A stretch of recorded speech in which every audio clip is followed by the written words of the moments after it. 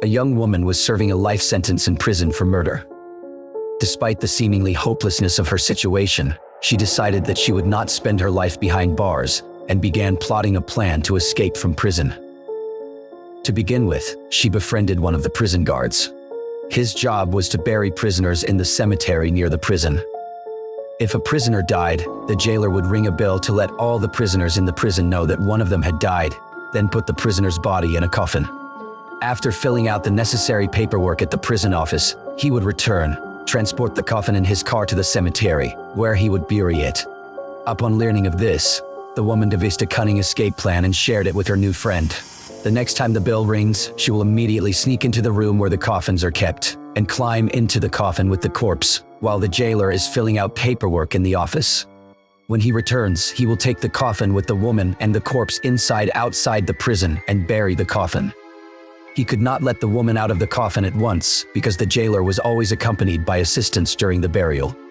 The woman knew that there was enough air in the spacious coffin to wait until the jailer returned to the cemetery that night, under cover of darkness, to dig up the coffin and let her out. The jailer did not agree to this for a long time, but the woman was persistent, and finally, he agreed to do it. The woman had to wait several weeks for someone inmate to die. Finally, one afternoon she heard a bell ringing. After waiting for a while, the woman went to the dark room where the coffins were kept. Trying not to make any noise, she went to the coffin where the dead body lay, carefully climbed into the coffin, and closed the lid herself. Soon she heard footsteps. There was the sound of a hammer driving nails into the coffin lid.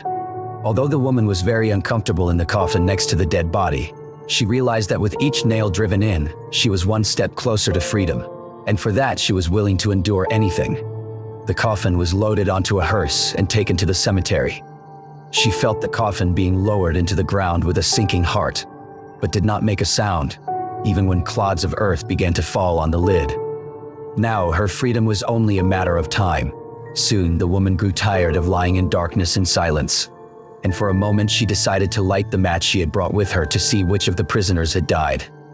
Striking a match, she held it up to the face of the corpse.